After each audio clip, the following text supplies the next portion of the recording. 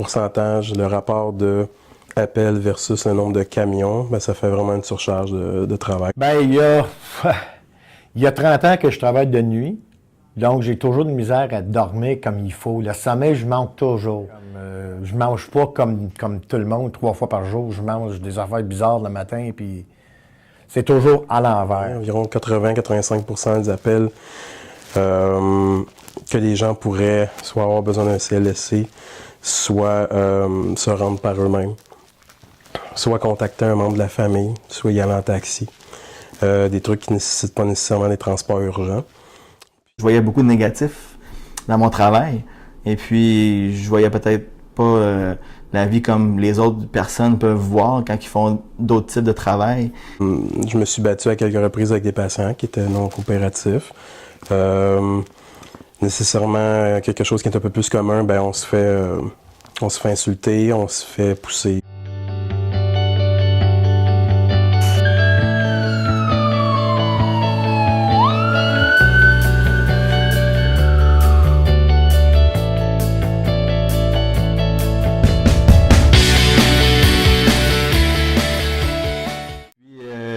Mon premier appel avec mon partenaire tout seul, c'était un pendu autour de 4 heures le matin. Donc, il faisait encore assez noir dans son garage. Un peu une scène d'horreur comme les films d'horreur. C'est quelque chose qui m'a traumatisé comme première intervention en tant que nouveau paramédic, laissé à lui-même avec son partenaire. Et puis, c'est quelque chose qui m'a traumatisé vu l'ambiance, la première fois que je voyais un pendu, et aussi la scène autour de ça, la famille. Qu'on est appelé à bonne heure le matin. On est supposé de finir à 6 heures. C'est vers le 6 h moins 20 environ. Après un quart de 12 heures, on est appelé pour un mort accidentel. C'est un bébé dans le lit qui se pende accidentellement entre les deux bords dans le lit. Fait qu'on le trouve, le bébé, mort, évident. J'ai été impliqué dans une fusillade. Dans le fond, il y a un individu qui a pris son fusil, qui a tiré sur notre ambulance. À environ 7 coups de feu. Sur nous, il a tiré 3 fois. Nous, on n'était pas dans l'ambulance à ce moment-là. Moi, ça allait super bien. J'ai dormi comme un bébé la journée même, sans problème. Puis, je suis retourné travailler 2 semaines après. On est appelé, en sortant de la garage, sur les lieux d'un accident qui s'implique un autobus et un auto privé. En arrivant, on est la première ambulance sur les lieux. On trouve que le chauffeur d'autobus était éjecté, mais on ne trouve pas son corps. À l'autre bord de la Rouban, il y a quelqu'un qui fait un signe. Puis il est fait en motion en dessous de l'autobus. Fait que je la mets à genoux, je la garde en dessous de l'autobus, et voilà. C'est là que je trouve le chauffeur d'autobus. Je suis pas capable de rentrer dedans, mais je mets la main en dessous de l'autobus, puis je vais le toucher le corps, puis je le sais qu'il est mort, il est assez froid. Par la suite, je l'ai retourné sur la scène de la voiture, à côté de la voiture. Je vais asseoir sur le trottoir, et j'ai encore un autre blanc de mémoire. Je vais revenir à moi quand il y a un pompier qui m'a tapé sur l'épaule puis il dit « Hey Joe, ça va-tu là? » J'ai eu un événement au travail, un individu qui était en crise, un peu psychotique, puis j'ai perdu les pédales. Je savais plus quoi faire, je paniquais, puis tout simplement j'ai arrêté de travailler.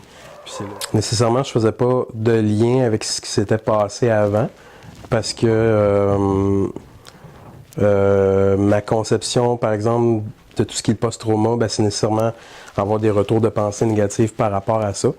Puis dans mon cas, c'était pas ça. Il n'en a pas cherché de l'aide, mais j'ai commencé à devenir peut-être un petit peu plus irritable, moins patient, moins enjoué, plus renfermé, faire moins d'activités. À un moment donné, je me suis mis à avoir une douleur au niveau du ventre, pour rien. On ne savait pas ce qui se passait.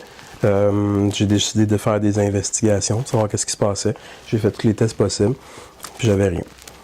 Puis, fait que là, la douleur augmentait. À un moment donné, j'ai commencé à avoir de la difficulté à dormir. Je parle environ peut-être 6 à 7 mois après la fusillade. En arrivant à l'hôpital général de Montréal, j'ai parlé avec un médecin de mes expériences, que je viens de l'avoir pendant 2-3 jours de temps. Et lui, il m'a fait un diagnostic de stress post-traumatique. Je t'avoue que ça a tout changé ma vie. J'étais en couple à ce moment-là. Mon couple n'a pas survécu à ça. Moi, physiquement, j'ai pris 30 livres. J'en ai plus que je suis en avoir. À ce moment-là, je me voyais pas comme faire d'autres choses. J'ai de la misère à sortir de la maison, fait que j'avais beaucoup d'anxiété, d'angoisse. Quelque chose qui m'était jamais arrivé dans ma vie auparavant. Puis en faisant cette rétrospective-là sur moi-même, je me suis venu à me rendre compte que c'était à cause de mon travail, à tout ce que je voyais, et je ventilais pas assez. J'allais pas chercher d'aide, j'en parlais pas à ma famille.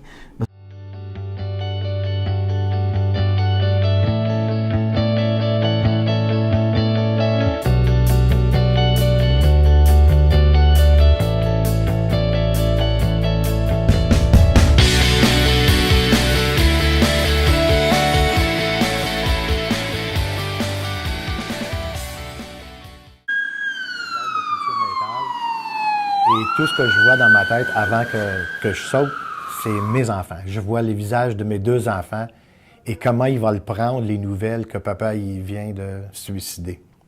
C'est à ce moment-là que j'ai réalisé que j'ai besoin d'aide, que je peux pas. Il faut jamais garder ça à l'intérieur. Ce que j'ai fait un bout de temps dans ma carrière, et j'ai appris à arrêter et commencer à aller ventiler un peu, prendre de l'aide, soit dans la famille, dans le sport ou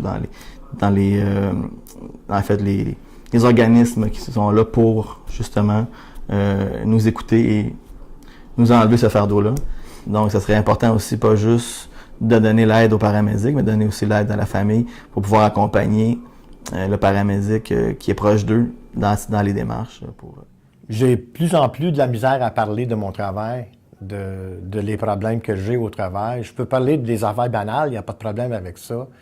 Mais d'avoir un genre de relation avec mes consoeurs, confrères, comme avant, j'ai beaucoup de misère avec ça, parce que chaque fois qu'on commence à parler de nos expériences, je le retourne encore dans le noir. Souvent, on faisait un debriefing, ce que je faisais pas. J'avais peur de paraître pour un faible. C'est beaucoup un milieu de testostérone, de tabou. On est des super-héros, puis on n'a pas besoin de se faire aider, nous, hein, mais dans la réalité, il faut vraiment parler. Après chaque appel, la clé, c'est de parler avec son partenaire pour en ventiler le plus possible.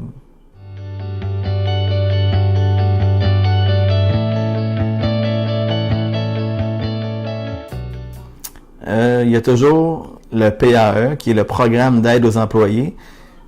Presque toutes les entreprises, en tout cas les grosses entreprises au Québec, là, vont avoir ce type d'organisme-là, d'organisation-là, qui est le programme d'aide aux employés. C'est des gens qui sont là pour écouter, c'est gratuit, c'est un service que l'employeur va faire affaire avec. Mais le PAE n'a pas de compte à rendre à l'employeur, donc pour l'employé qui en bénéficie, c'est vraiment la confidentialité. Donc on peut vraiment se confier à ces gens-là, ils vont nous écouter, ils vont nous orienter vers des ressources autres intermédiaires là, qui pourraient nous aider, soit des CLSC, soit un programme de père aidant qu'on espère dans le futur pourrait débloquer. Mais pour l'instant, c'est vraiment des CLSC, des psychologues. Ce programme d'aide aux employés-là n'est pas nécessairement pour tout simplement pour tout ce qui est au travail. Ça peut être aussi problèmes familiaux, problèmes d'argent, problèmes avec votre... Ça va pas dans votre vie, vous appelez, ils sont là pour vous aider. Faut pas attendre d'aller plus profond avant de faire appel à ces services-là. Donc là, je me suis mis ensuite à aller creuser un peu plus, là, rétrospective sur moi-même, voir qu'est-ce qui se passe à ce niveau-là, puis à essayer de chercher de l'aide pour éviter d'aller dans une étape plus basse, là, qui serait peut-être la dépression ou de l'anxiété autre, ou peut-être même le suicide. Hein. Chez les paramédics, il y en a beaucoup.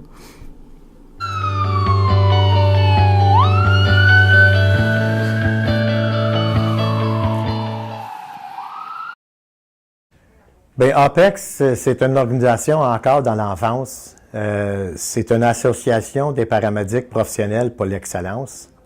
On veut l'aider les paramédics dans plusieurs styles différemment. Généralement, avec le stress post-traumatique, avec la dépression, mais pas rien que ça. Avec l'éducation continuelle, on veut l'aider, les familles des paramédics qui ont de misère à vivre avec le style de métier qu'on a choisi. On travaille justement avec le CLSC ici à Montréal. On travaille également avec SOS Suicide pour impliquer des programmes d'intervention pour les paramédics qui ont besoin d'aide à 3 heures le matin comme à 3 heures l'après-midi. On veut l'impliquer un numéro téléphonique qui est disponible 24 heures par jour, 7 jours par semaine. Que si jamais il y a quelqu'un qui a besoin d'aide ou il y a quelqu'un qui pense qu'un de ses confrères consoeurs a besoin d'aide, ils peuvent appeler ce numéro-là, puis on va le faire une intervention immédiate. On est là pour aider du monde. On n'est pas là pour nous-mêmes. On n'est pas là pour l'argent ou quoi que ce soit. On est vraiment là pour aider du monde qui a des problèmes. Le message que j'ai, je parle de vous, les paramédics encore sur la route, les paramédics à l'école, qui vont devenir paramédics un jour. Surveillez votre partenaire. Surveillez toi-même. Garde souvent dans le miroir. Si tu te vois, la seconde que tu vois qu'il y a un changement, peu importe, cherchez de l'aide. Laisse-la pas rouler au point que ça devient comme un boule de neige. Si ça commence large de même, ça va devenir large de même, bien plus vite que tu pensais. Surveillez ton partenaire, surveillez toi-même.